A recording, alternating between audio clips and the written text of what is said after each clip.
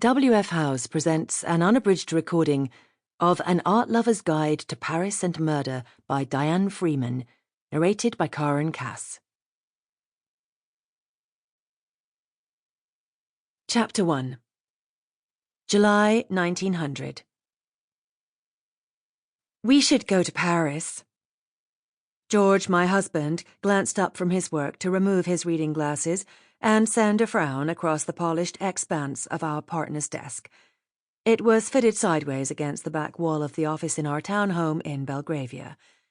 Our chairs sat on either side of the window, so we both enjoyed the view of the back garden as we attended to our morning routine, one that I feared was becoming a bit mundane. From my side of the broad desk, I handled matters such as our schedule, pending invitations, correspondence, and weekly menus suggested by our chef. Exhilarating work it was not.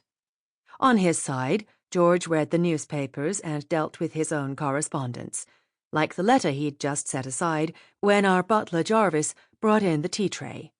I'd noticed the letter had come from Paris. "Thank you, Jarvis," I said as he placed the heavy silver tray on the center of the desk, equidistant between us. "That's exactly what I need." The stocky butler, who looked more like a boxer, bowed and left us to it. I kept my gaze on the tray while I poured myself a cup.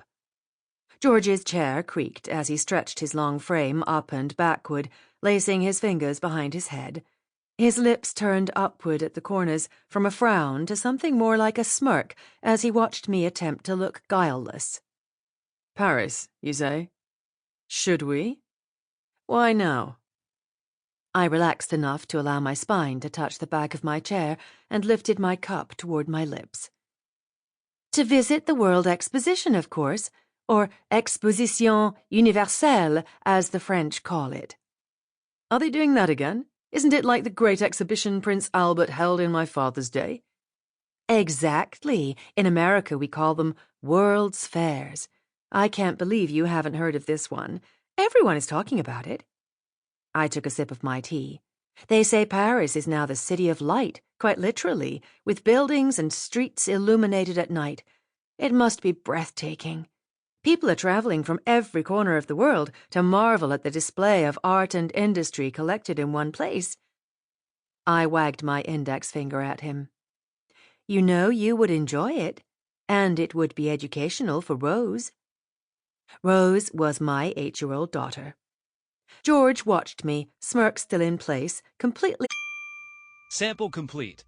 Ready to continue?